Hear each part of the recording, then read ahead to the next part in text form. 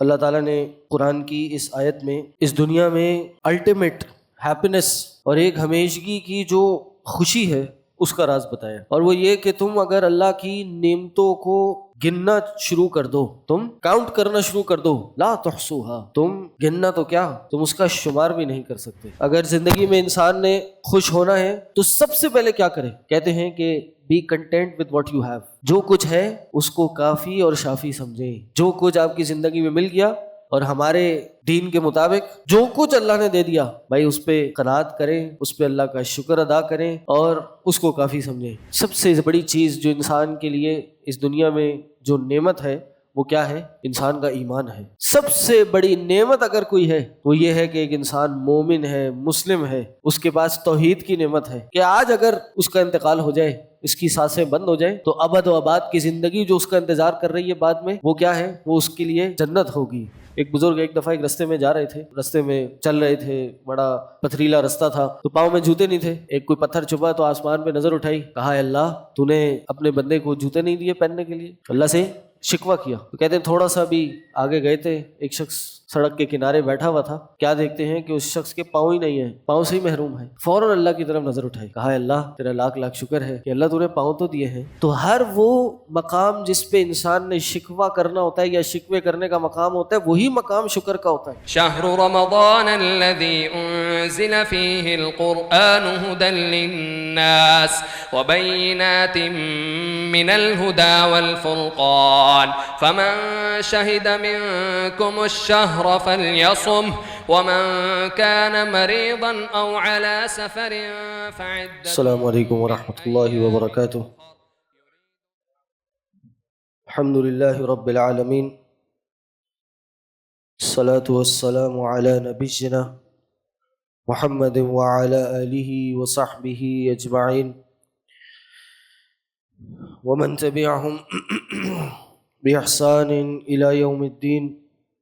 رب اشرح لي صدري ويسر لي أمري واحلل عقدة من لساني يفقه قولي، فأعوذ بالله السميع العليم من الشيطان الرجيم من حمزه ونفخه ونفثه، بسم الله الرحمن الرحيم۔ إن تعدوا نعمة الله لا تحصوها۔ اللہ تعالیٰ نے قرآن کی اس آیت میں اس دنیا میں الٹیمیٹ ہیپینس اور ایک ہمیشگی کی جو خوشی ہے اس کا راز بتایا، اور وہ یہ کہ تم اگر اللہ کی نعمتوں کو گننا شروع کر دو، تم کاؤنٹ کرنا شروع کر دو، لا تحصوها، تم گننا تو کیا، تم اس کا شمار بھی نہیں کر سکتے۔ یعنی احصاء عربی میں کہتے ہیں کسی چیز کو کسی باؤنڈری میں کسی چیز کے اندر بند کر دیا جائے تو وہ چیز، کچھ چیزیں ہوتی ہیں جو گنی جاتی ہیں جن کی تعداد کم ہو، مثلا جانور ہیں، زکوٰۃ کی مثال لے لیں پھر مثال کے طور پہ کہ جانور ہیں، جانور زکوٰۃ میں دینے یا جانور کی زکوٰۃ نکالنی تو آپ گنیں گے۔ آپ نے سونا نکالنا ہے تو درہم دینار کے حساب سے زکوٰۃ نکلے گی، سونے کی دینار کے حساب سے، چاندی کی درہم کے حساب سے، تو وہ گنیں گے۔ لیکن دوسری ایسی چیزیں ہوتی ہیں کہ جو گنی نہیں جاتی بلکہ ان کو شمار کیا جاتا ہے، وہ والیومیٹرک ہوتی ہیں، ان کو کسی کپ میں، کسی ایسے باؤل میں ڈالا جاتا ہے کہ جس کو اس کے اندر ڈال کے اس کی ٹوٹل مقدار پتہ چلتی ہے۔ تو یہ جو اللہ کی نعمتوں کے بارے میں فرمایا کہ اگر تم گننا شروع کرو گے تو لا تحصوها، گننا تو دور کی بات، اس کو تم کسی جگہ پر بند بھی نہیں کر سکتے۔ یہ اللہ کی نعمتیں انسان پہ اتنی زیادہ ہیں، اور آج غیر مسلم، نان مسلم کیا کر رہے ہیں؟ دنیا میں خوش ہونے کے راز بتا رہے ہیں۔ ورک شاپس ہوتی ہیں، ہیپینس ورک شاپس، کتابیں لکھی جا رہی ہیں، اور آج سے نہیں کئی سالوں سے کی جا رہی ہیں، اور آپ کو جان کے حیرانی ہوگی اس بات پر کہ سب سے پہلا پوائنٹ، نمبر 1 چیز جس کو کہتے ہیں کہ اگر زندگی نے خوش ہونا ہے، اگر زندگی میں انسان نے خوش ہونا ہے تو سب سے پہلے کیا کرے؟ کہتے ہیں کہ be content with what you have, جو کچھ ہے اس کو کافی اور شافی سمجھیں. جو کچھ آپ کی زندگی میں مل گیا اور ہمارے دین کے مطابق جو کچھ اللہ نے دے دیا بھائی اس پہ قناعت کریں، اس پہ اللہ کا شکر ادا کریں اور اس کو کافی سمجھیں. یہ اس زندگی میں خوش رہنے کا ایک عظیم راز ہے. اور کیوں نہیں؟ اصل میں ناخوشی کب ہوتی ہے؟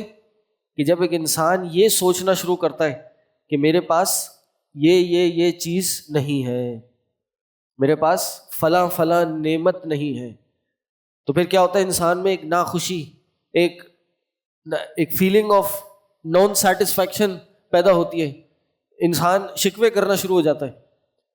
تو اس کے برعکس خوش رہنے کا راز کیا ہے؟ کہ جو کچھ انسان کے پاس ہے انسان اس کو کافی سمجھے، اس کو غنیمت جانے.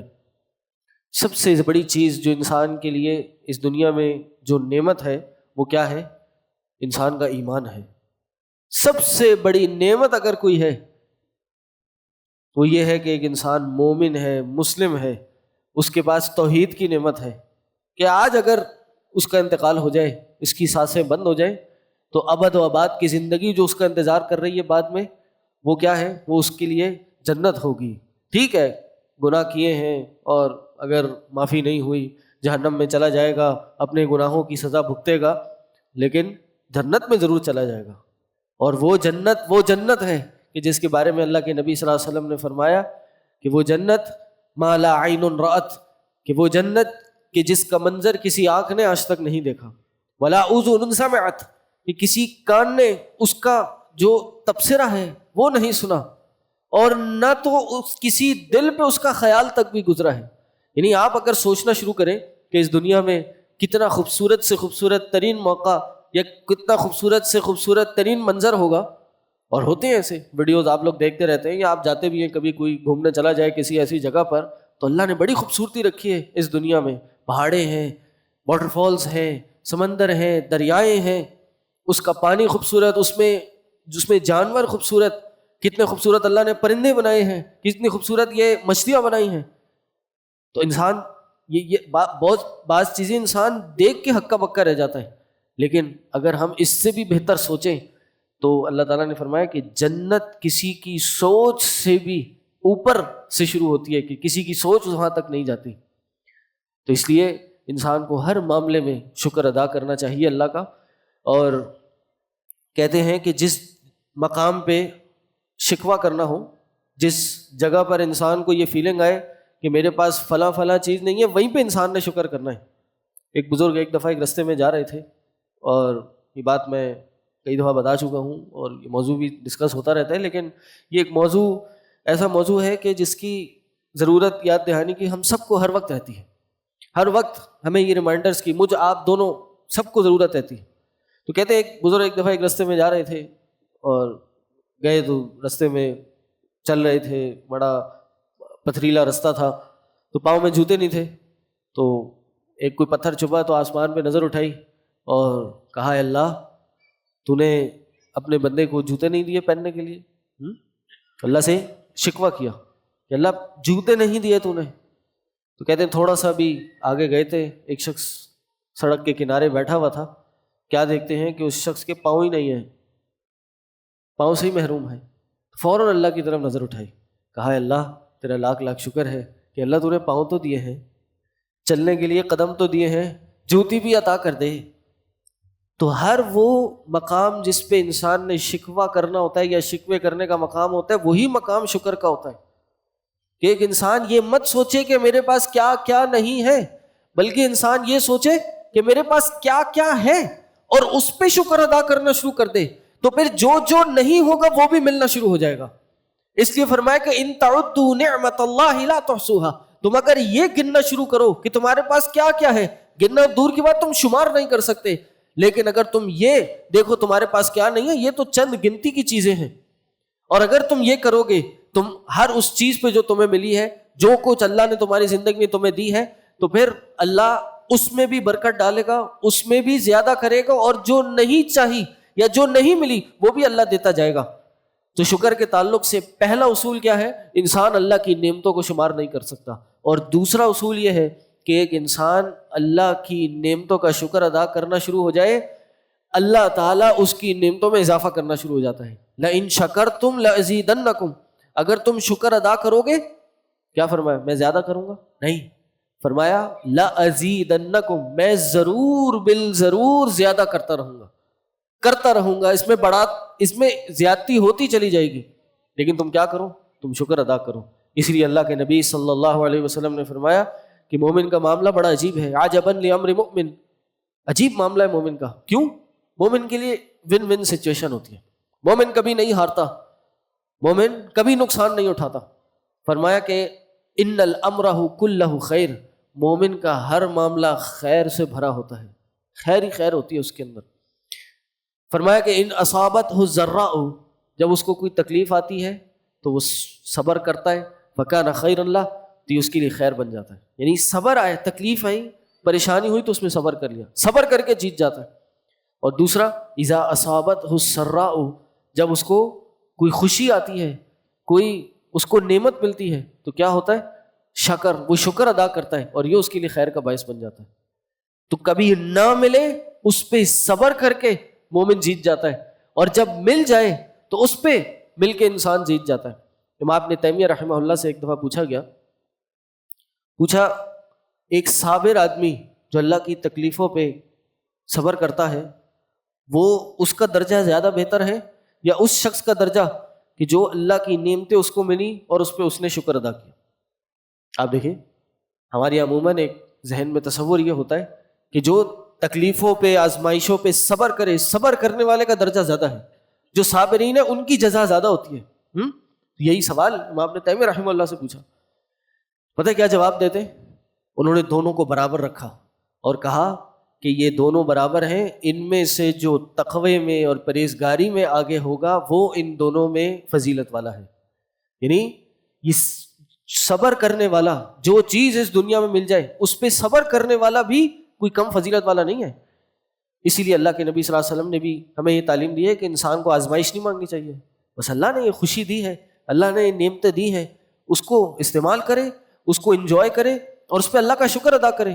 مال دیا ہے اس کی زکوٰۃ نکالے، یتیموں کی مسکینوں کی مدد کرتا رہے، غرور نہ کرے، تکبر نہ کرے اور اس پہ فضول خرچی نہ کرے، اسراف نہ کرے، تبذیر نہ کرے. بس اس دنیا کو گزارے، یہ دنیا کا قانون ہے.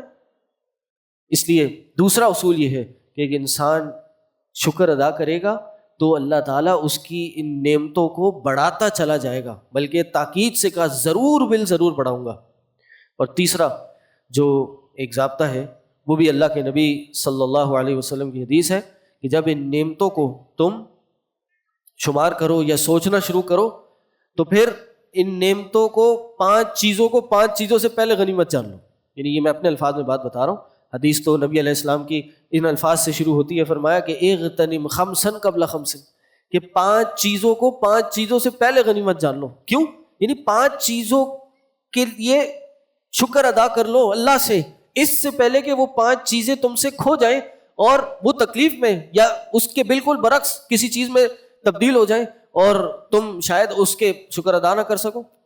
فرمایا سب سے پہلے پانچ چیزیں، سب سے پہلے فرمایا، اور یہ ترتیب آگے پیچھے ہو سکتی ہے، میں صرف گنتی بتا رہا ہوں کہ شباب کا قبل حرمک، کہا اپنی جوانی کو بڑھاپے سے پہلے غنیمت جان لو. کہ آج اللہ نے جوانی دی ہے، آج اللہ نے چلنے پھرنے کی طاقت دی ہے، جسم میں جان دی ہے، انسان عبادت بھی خوب شوق سے کر سکتا ہے، انسان اس دنیا میں بھی بھاگ دوڑ سکتا ہے، محنت مشقت بھی کر سکتا ہے، دین کی خدمت بھی کر سکتا ہے، دعوت و تبلیغ میں بھی اپنا وقت لگا سکتا ہے، علم کے لیے بھی گلی گلی کوچے کوچے جا کے علماء سے وقت لے کے علم حاصل کر سکتا ہے. کہا یہ جب بڑھاپے میں تبدیل ہو جائے گا تب شاید اتنی تم مضبوطی سے یہ کام نہ کر سکو، اس لیے اپنی جوانی کو بڑھاپے سے پہلے غنیمت جان لو. ایک چیز. دوسری چیز فرمایا فراغ کا قبل شغلک، کہا اپنے فارغ اوقات کو مصروفیت سے پہلے غنیمت جان لو. کہ آج اللہ نے فارغ ٹائم دیا ہے، موقع دیا ہے، کوئی ایسی اللہ کی طرف سے کوئی آزمائش نہیں ہے، کوئی پریشانی نہیں ہے کہ جو تمہارا مال بھی لے رہی ہے، وقت بھی لے رہی ہے، ذہنی صلاحیت بھی لے رہی ہے.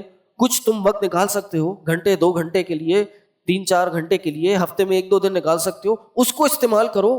کیا پتہ یہ کل نہ ہو تمہارے پاس، کیا پتہ یہ فارغ اوقات نہ ہو.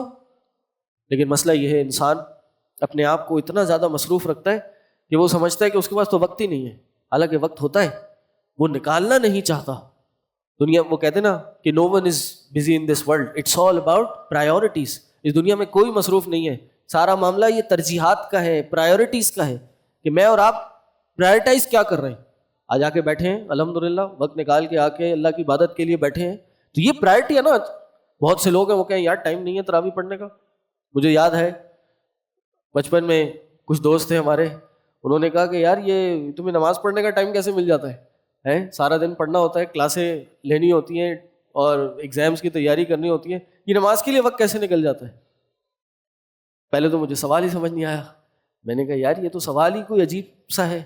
مطلب میں بھی یہ پوچھ سکتا ہوں کہ یار سارا دن تم لوگ پڑھتے ہو اور کلاسز میں جاتے ہو، باتھ روم جانے کا ٹائم کیسے مل جاتا ہے، کھانے پینے کا ٹائم کیسے مل جاتا ہے.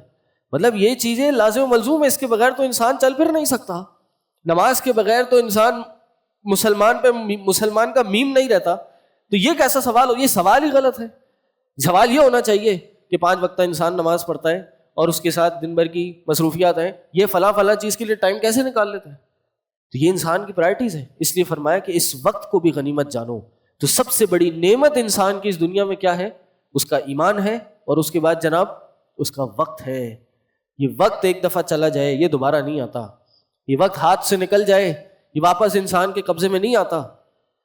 جن چند دن انسان اس دنیا میں اپنے لکھوا کے آیا ہے، ہر دن جو وہ آگے بڑھ رہا ہے وہ ایک دن اپنی قبر کی طرف بڑھتا چلا جا رہا ہے. ایک انسان کی زندگی ایک ٹائمر کی طرح چل رہی ہے، کبھی بھی یہ ختم ہو سکتی ہے اور انسان کو پتہ نہیں ہے کتنے منٹ کتنے سیکنڈ وہ گزار چکا ہے. اس لیے اپنے وقت کو غنیمت جانو، اس وقت کا شکر ادا کرو.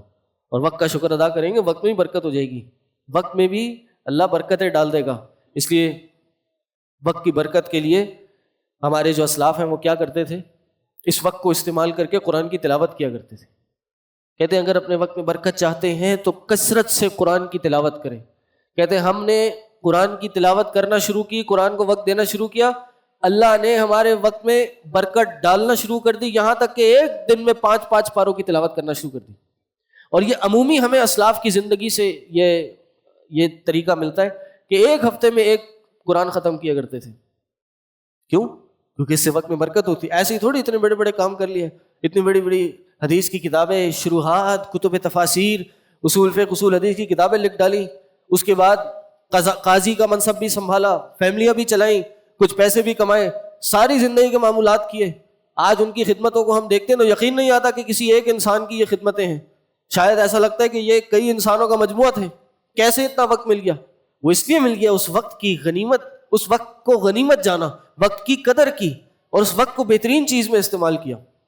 تو اس لیے یہ وقت کا شکر ادا کرنا چاہیے. اور تیسری چیز فرمایا کہ صحت کا قبل مرضک، اپنی صحت کو غنیمت جان لو اپنے مرض سے پہلے.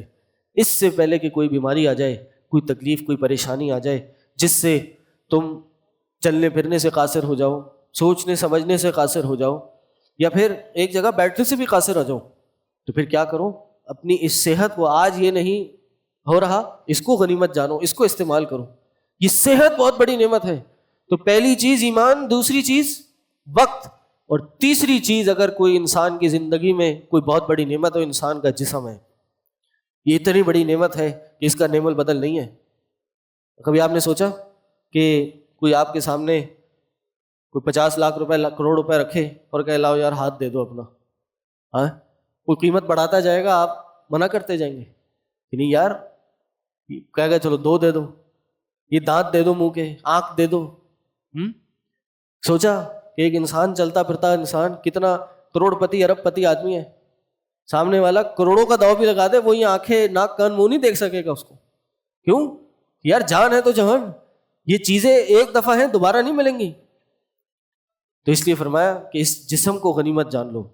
آج اگر ہم منہ میں نوالا ڈالتے ہیں اور یہ نوالا پیٹ میں جاتا ہے اور ہضم ہو جاتا ہے، ہاں تو یہ بھی بہت بڑی نعمت ہے. اس ناک سے سانس اندر لے رہے ہیں، وہ جسم میں جا رہا ہے، ہمارے جسم کو جو اس کی ریکوائرڈ ایک کہہ لیجیے ریکوائرمنٹ ہے وہ پوری کر رہا ہے، یہ بھی ایک بہت بڑی نعمت ہے۔ مشینیں لگانی پڑ جاتی ہیں لوگوں کو سانس دلانے کے لیے، جسم میں آکسیجن ڈالنے کے لیے، یہ جسم میں پانی جا رہا ہے اور پانی اپنا کام پورا کر رہا ہے اور پھر جسم سے بھی نکل رہا ہے، یہ بھی بہت بڑی نعمت ہے۔ ہم اس کو بعض اوقات ریئلائز نہیں کرتے، اور یہ ریئلائز تب ہوتا ہے کہ جب یہ چیزیں چھن جاتی ہیں ہم سے۔ اس لیے فرمایا کہ اپنی صحت کو اپنے مرض سے پہلے غنیمت جانو۔ ہمارے ایک عزیز ہیں، ان کو کمر میں کچھ تکلیف اٹھی، کئی سال کئی ڈاکٹروں کے پاس جاتے رہے، علاج نہیں ہوا۔ تو ایک ڈاکٹر نے کہا کہ بھئی آپ یہ آپ کی جو ڈسکس ہوتی ہیں اس کا آپریشن کرا لیجئے۔ تو کافی ریسرچ کرنے کے بعد پہنچ گئے، اور یہ کراچی کا بہت بڑا ہاسپٹل اور ڈاکٹر بھی بہت بڑا، تو بسم اللہ پڑھی اور چل دیے۔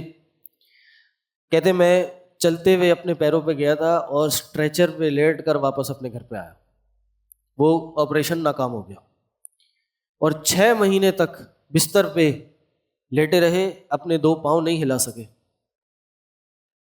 اور اس بستر پہ لیٹے ہوئے انہوں نے مجھے یہ بات بتائی تھی کہ بیٹا اس بستر پہ آ کر مجھے اس بات کا احساس ہوا ہے کہ مسجد میں جا کر کھڑے ہو کر باجماعت نماز پڑھنا کتنی بڑی نعمت ہے، اس کا احساس مجھے آج ہو رہا ہے، اس کی میں نے قدر نہیں کی۔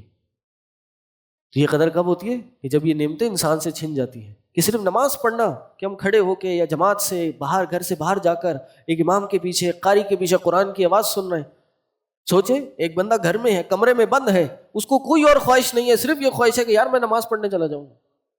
اس لیے فرمایا صحتک قبل مرضک، اپنی صحت کو مرض سے پہلے غنیمت جانو۔ اور یہ میں ایک مثال اکثر و بیشتر بتاتا ہوں، اور یہ مثال پھر ایک دفعہ ایک ریمائنڈر ہے۔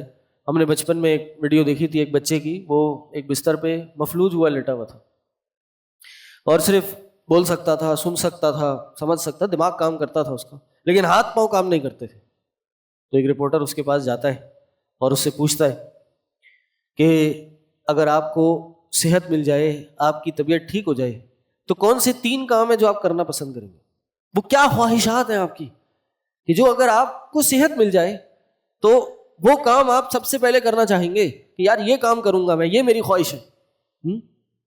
کہتے ہیں کہ سب سے پہلی خواہش یہ ہے کہ جب میں نماز پڑھوں تو نماز پڑھتے ہوئے میرا سر سجدے میں، ناک زمین پہ لگے۔ کہا یہ میں آج اس حالت میں لیٹا ہوں، اس میں نہیں کر سکتا۔ کہا اچھا دوسرا کام؟ کہا دوسرا کام یہ ہے کہ جب عید کا دن آئے اور میں عید کی نماز پڑھنے جاؤں اور نماز پڑھ کے اپنے گھر میں آؤں تو دروازہ کھلے، میں اپنی والدہ کو دیکھوں اور والدہ کو عید مبارک کہہ کے میں ان کو گلے سے لگا لوں۔ کہا یہ کام میں آج نہیں کر سکتا۔ اور تیسرا کام؟ کہا کہ میں جب قرآن کی تلاوت کروں تو قرآن میرے ہاتھ میں ہو اور میری انگلی اس قرآن کی تلاوت کے ساتھ حرکت کر رہی ہو۔ کہا یہ کام میں آج نہیں کر سکتا۔ اب آپ سوچیں کہ ہم خود کہاں کھڑے ہیں، ہم پھر کس چیز کا شکوہ کر سکتے ہیں، کس چیز کی کمی ہے ہمیں؟ کوئی موقع آ سکتا ہے کہ ہم کہیں یار فلاں چیز نہیں ہے ہمارے پاس۔ اس لیے صحت کو اپنے مرض سے پہلے غنیمت جانو۔ اور پھر فرمایا کہ اپنے فقر سے پہلے، کبھی مال کے نہ ہونے سے پہلے مال کے ہونے کو غنیمت جانو۔ کچھ نہ کچھ مال ہے یار، کھا پی سکتے ہو، زندگی کا گزر چل رہا ہے، ٹھیک ہے بہت زیادہ ایکسس اور بونس نہیں ہو رہا، بہت زیادہ سیونگ نہیں ہو رہی، کم از کم گاڑی چل رہی ہے، محتاج نہیں ہو کسی کے آگے ہاتھ نہیں پھیلا رہے، یا کبھی ضرورت پڑتی ہے کچھ مانگ لیتے ہو لیکن پھر بھی دے دیتے ہو نا، گاڑی کام آگے چل جاتا ہے، اس کو غنیمت جان لو۔ کل کو یہ بھی نہ ہو پھر کیا ہو، روڈ پہ تو نہیں آ گئے نا کم از کم۔ کہا اس کو غنیمت جانو۔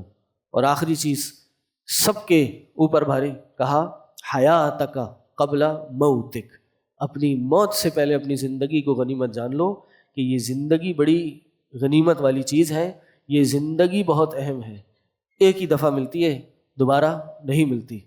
کافر نے اس کو بڑے عجیب انداز میں لیا اور اس پہ کانسیپٹ اپنایا، YOLO, you only live once, تم زندگی میں ایک ہی بار جیتے ہو تو کیا کرو، خوب جیو، خوب عیاشی کرو، جی بھر کے جیو، جو کام زندگی میں کرنا چاہتے ہو کر گزرو، یو اونلی لیو ونس، ایک ہی زندگی تو ملی ہے.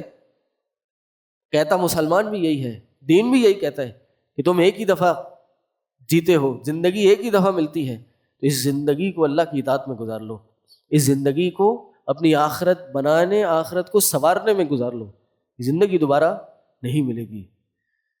اللہ سے دعا ہے اللہ تعالیٰ ان سب باتوں کو سمجھنے کی اور سب پہ عمل کرنے کی توفیق عطا کرے. اللہ تعالیٰ ہم سب کو ان زندگی میں جو جو نعمتیں عطا ہوئی ہیں اس پہ شکر بجا لانے کی توفیق عطا کرے، اور اللہ تعالیٰ ہمیں ان 5 چیزوں کو، ان کی قدر کرنے کی جو حدیث میں آئی ہیں اس کی قدر کرنے کی توفیق عطا کرے. وآخر دعوانا الحمدللہ رب العالمین. سبحانک اللہم وبحمدک اشہد ان لا الہ الا انت استغفرک واتوب الیک. السلام علیکم ورحمۃ اللہ وبرکاتہ.